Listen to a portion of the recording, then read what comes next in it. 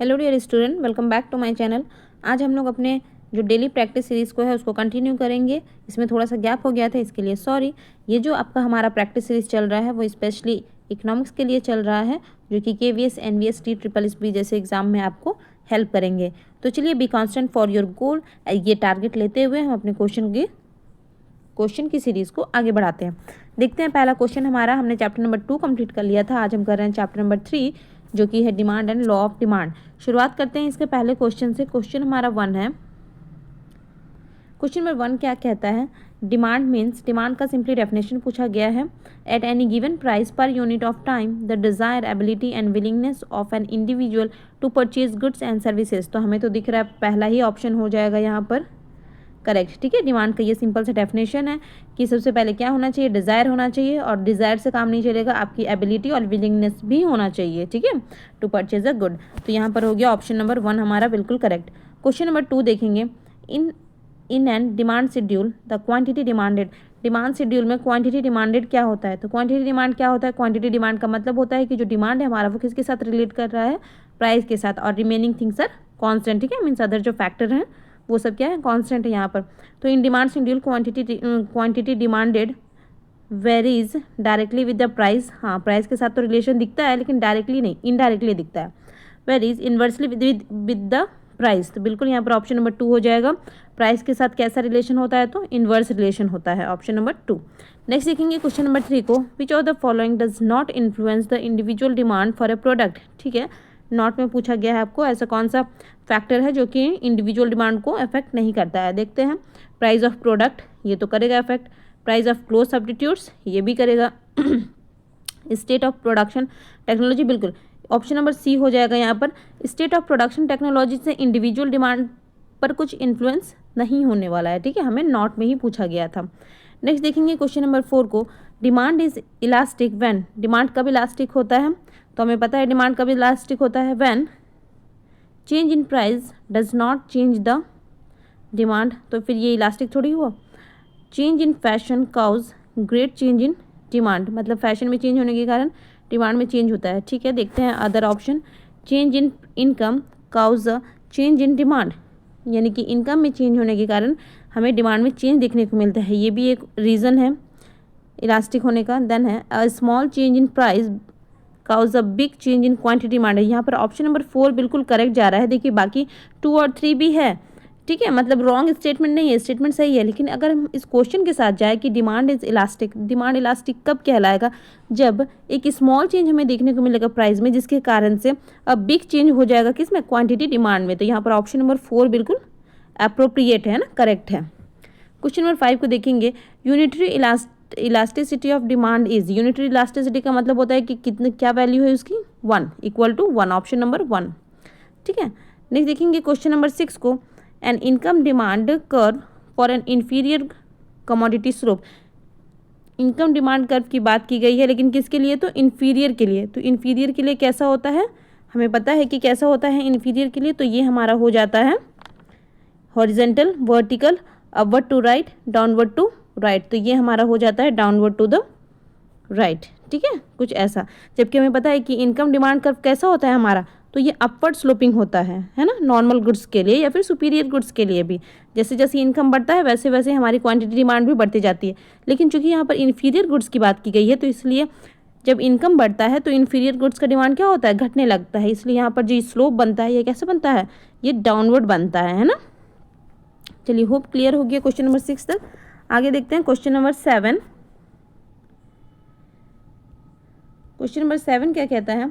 In case of given goods like bajra, ठीक है, given goods है हमारे पास बाजरा, और फॉल इन प्राइस 10 टू, अगर इसके प्राइस में गिरावट आती है, इसके कारण से क्या होता है? Reduce the demand, increase the demand. Increase क्यों करेगा?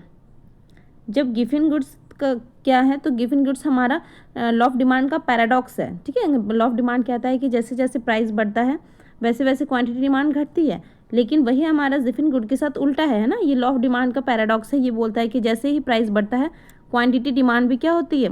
बढ़ती है, और जैसे ही प्राइस फॉल करता है क्वांटिटी डिमांड भी फॉल करती है। तो यहाँ पर हमें बताया गया है कि फॉल इन प्राइस, जैसे ही फॉल इन प्राइस हुआ तो जाहिर सी बात है कि आप उसकी डिमांड को भी क्या कर दे रहे हैं, घटा दे रहे हैं। क्यों? क्योंकि सेम प्राइस में आपको कुछ अदर चीज़ खाने को मिल जा रही है, जैसे कि गेहूँ वगैरह मिल जा रहा है, तो फिर आप बाजरे को, जो कि यहाँ पर गिवन गुड्स के रूप में यूज़ हो रहा है, उसे आप कंज्यूम नहीं करेंगे। नेक्स्ट देखेंगे क्वेश्चन नंबर 8 को, which of the following pairs of commodity is an example of substitutes. ठीक है, कौन सा पेयर है जो कि सब्स्टिट्यूट्स का एग्जाम्पल है, जैसे कि टी एंड कॉफ़ी होता है, coffee and milk, coffee and T ना।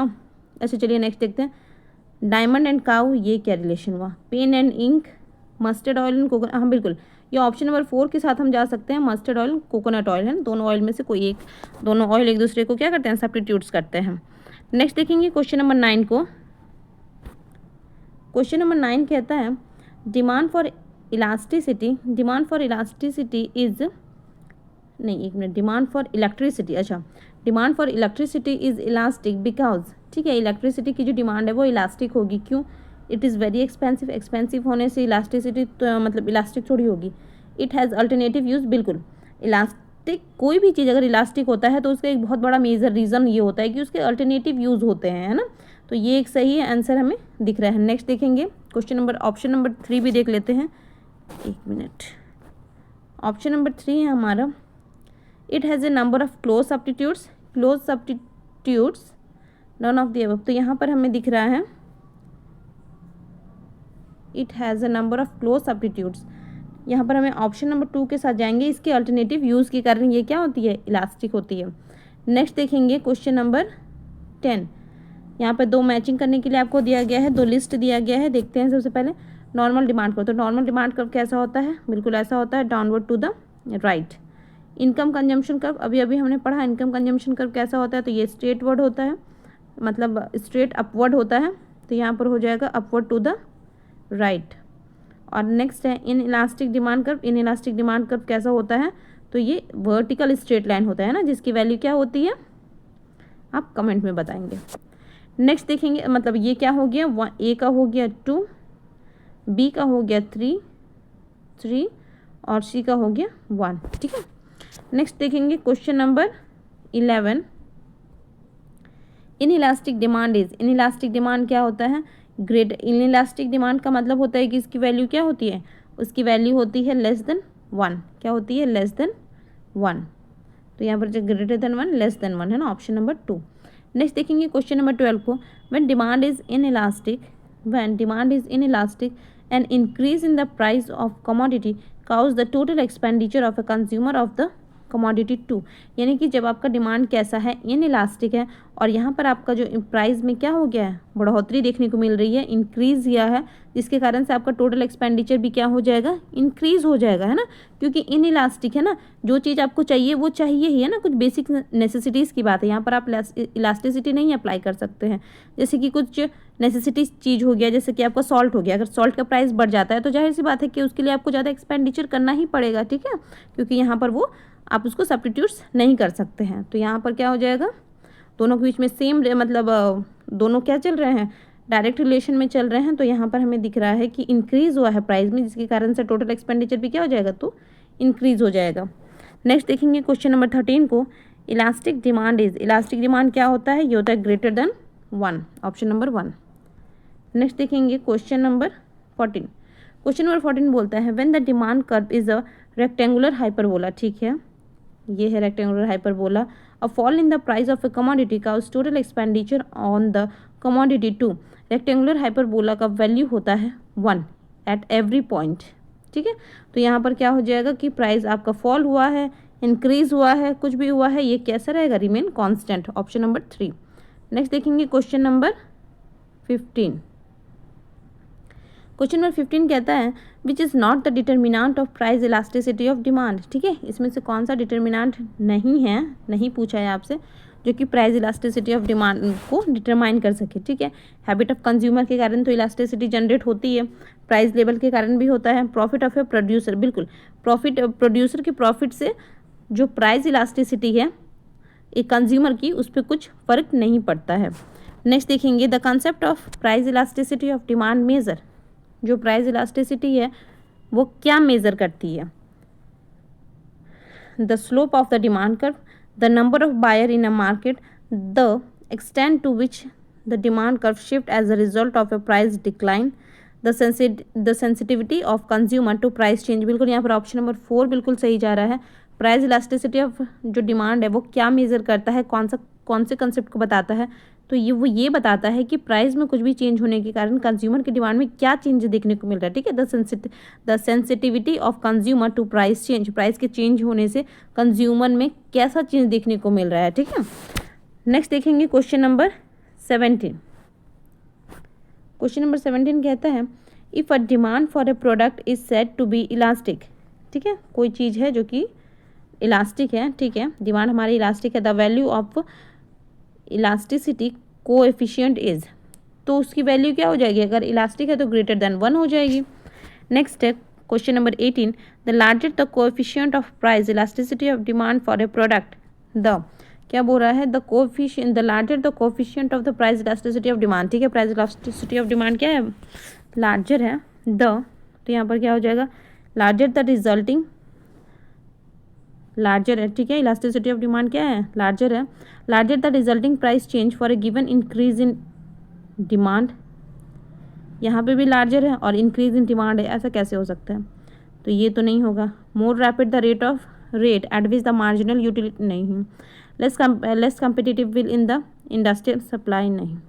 Smaller the resulting price change for a given increase in demand, बिल्कुल ऑप्शन नंबर 4 है ना। Smaller the resulting price change, मतलब कि प्राइस में कम चेंज होने के कारण में डिमांड में क्या हो रहा है, इंक्रीमेंट देखने को मिल रहा है।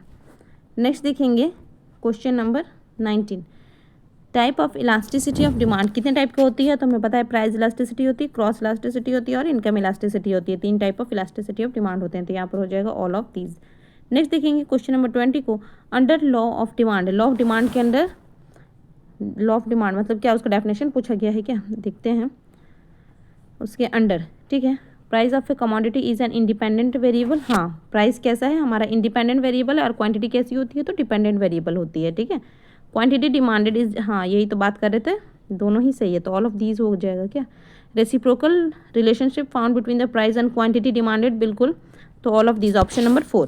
क्वेश्चन नंबर 21 देखेंगे, for inferior commodities income effect is, inferior commodity में जो इनकम इफेक्ट कैसा होता है, तो यहाँ पर नेगेटिव हो जाएगा। हमने बताया था कि इनकम इफेक्ट मतलब इनकम जो है हमारा इन्फीरियर गुड्स के लिए कैसा होता है, तो नेगेटिव रिलेशन शो करता है, और जो नॉर्मल और सुपीरियर गुड्स के लिए होते हैं उसके लिए वो पॉजिटिव रिलेशन शो करता है। Question number 22, elasticity demand can be calculated by, elasticity of demand कैसे कैलकुलेट किया जाता है, तो यहाँ पर भी हमारे पास 3 मेथड होते हैं, परसेंटेज मेथड, ज्योमेट्रिक मेथड और टोटल एक्सपेंडिचर मेथड, तो ये तीनों ही ऑप्शन हो जाएंगे, यानी कि ऑप्शन नंबर 4 हो जाएगा करेक्ट, है ना। क्वेश्चन नंबर 23 देखेंगे। क्वेश्चन नंबर 23 क्या कह रहा है, the percentage change in demand for a product A, ठीक है, the percentage change in demand for a product of A, ठीक है, ए में चेंज देखने को मिला है, is divided by the percentage change in the price of the product B, यानी कि 2 अलग अलग गुड्स हैं। ठीक है, तो यहाँ पे ये क्या है, indicate the degree of price elasticity of demand, cross elasticity of demand या फिर इनकम इलास्टिसिटी, तो ये हमारा हो जाएगा क्रॉस इलास्टिसिटी डिमांड। ठीक है, एक के प्राइस के चेंज होने से दूसरे के डिमांड में चेंजेस देखने को मिलता है। क्वेश्चन नंबर 24 देखेंगे। क्वेश्चन नंबर 24 बोलता है the demand for a product would be more in elastic, ठीक है, मोर इन इलास्टिक है if the greater is the time under consideration, the greater the number of substitutes available to buyer, the less expensive in the product in relation to income, all of this। यहाँ पे क्या बोला गया है, the demand for a product would be more inelastic। inelastic कब होगा, जब उसके पास ग्रेटर टाइम होगा, तो जितना ज़्यादा उसके पास टाइम मिलेगा वो तो अपनी उसका अल्टरनेटिव ढूंढ के वो इलास्टिक बना देगा उसको, इसलिए ज़्यादा टाइम तो नहीं देना है। The greater is the number of substitutes, अगर सब्स्टिट्यूट्स बहुत ज़्यादा रहेंगे तो फिर तो वो इलास्टिसिटी में कंसीडर हो जाएगा, क्योंकि उसके पास बहुत सारे अल्टरनेटिव यूजेस रहेंगे। ऑप्शन नंबर 3 एक तो दिख रहा है, the less expensive is the product in relation to income, ठीक है, वो इनकम के रिस्पेक्ट में क्या है, लेस एक्सपेंसिव है ना, तो यहाँ पर हमारा क्या हो जाएगा, मोर इन इलास्टिक हो जाएगा। इन दोनों से ऑप्शन नंबर 3 बिल्कुल मतलब बेटर जा रहा है। ठीक है, क्वेश्चन नंबर 25 को देखेंगे। When the decrease in the price of one goods cause the demand for the another good is decrease of goods are substitutes. अभी अभी हमने बात की कि एक में चेंज होने के कारण दूसरे में चेंज देखने को मिल रहा है। अच्छा एक मिनट, कॉम्प्लीमेंट भी तो हो सकता है, क्या है ये? When the decrease in the price of one good, एक गुड्स के प्राइस में चेंज हुआ जिसके कारण से demand for the other good is decrease, है ना। यानी कि मान लीजिए अगर हम लोग price of one good, price of one good में क्या, चाय का प्राइस अगर हमारा क्या हो गया, डिक्रीज, घट गया, जिसके कारण से हमारा demand for the other good decrease. तो क्वांटिटी ऑफ, अगर हम कॉफ़ी की बात करेंगे तो ये भी घट जाएगा क्योंकि प्राइस इसका टी का घट गया, जिसके कारण से लोग अब क्या कर रहे हैं, क्वांटिटी ऑफ टी को बढ़ा दिए हैं। तो यहाँ पर हो जाएगा सब्स्टिट्यूट्स, सही है। क्वेश्चन नंबर 26 देखेंगे। Elasticity of demand at different point on a demand curve. Elasticity of demand at different point, ठीक है, ऑन ए डिमांड कर्व। ये डिमांड कर्व है हमारा, यहाँ पर बोला है the elasticity of demand at the different point remain same, keep changing at point, change after an interval, none of this. तो यहाँ पर क्या हो जाएगा, ये हमारा हो जाएगा कीप चेंजिंग एट पॉइंट, जो कि हम पढ़ते हैं कौन से मेथड में, तो पॉइंट मेथड में, है ना, जिसको हम लोग आर्क मेथड भी बोलते हैं। नेक्स्ट देखेंगे question number 27। A straight line downward sloping demand curve implies that as price fall, straight line downward sloping demand curve, ठीक है, implies that as price fall elasticity of demand, जैसे ही price fall करती है तो elasticity of demand हमारी क्या होती है, ये किसकी बात हो रही है, तो स्ट्रेट लाइन डिमांड कर्व की, ठीक है, ना कि रेक्टेंगुलर हाइपरबोला की। तो यहाँ पर हो जाएगा बिल्कुल हमारा प्राइस फॉल किया है हमारा, तो यहाँ पर क्वांटिटी डिमांड क्या हो गया हमारा, बढ़ गया। तो ये क्या हो जाएगा हमारा इलास्टिसिटी ऑफ डिमांड। एक minute, straight line downward sloping demand curve implies that the price fall, ठीक है, प्राइस फॉल किया है, तो price fall sloping the demand curve as a price fall elasticity of demand. अच्छा ठीक है, तो ये क्या, इस जगह पर हमारा क्या वैल्यू होता है, हमें पता है कि क्या क्या होता है, ये 0 होता है, ये लेस देन 1 होता है, ये इक्वल टू 1। तो यहाँ पर हो जाएगा हमारा लेस देन 1, तो यहाँ हम करेंगे डिक्रीज, है ना। नेक्स्ट देखेंगे question number 28। The area which lies below a demand curve measure, यानी कि जो डिमांड कर्व के नीचे जो भी एरिया होता है उसे हम, मतलब उससे क्या मेजर होता है, मार्जिनल यूटिलिटी, बिल्कुल इसी, उसे हम क्या बोलेंगे, टोटल यूटिलिटी, ठीक है। क्वेश्चन नंबर 29 है।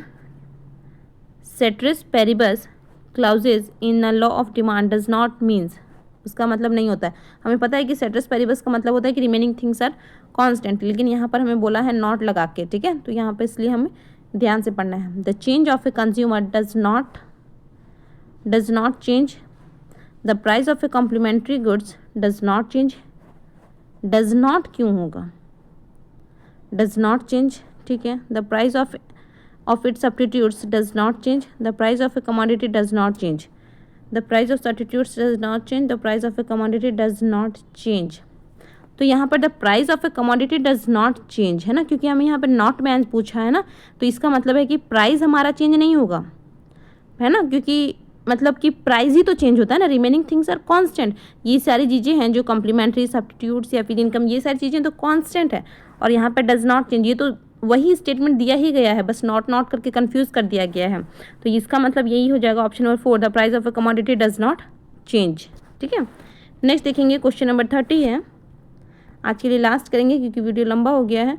The law of demand refer to, law of demand क्या करता है, price income relationship, price demand relationship, option number 2 price demand relationship, ठीक है। चलिए आज का वीडियो को यहीं पर ख़त्म करते हैं। होप आज का वीडियो आप लोगों के लिए यूज़फुल रहा है। मिलते हैं नेक्स्ट क्वेश्चन के साथ। Thank you for watching, thank you, bye bye.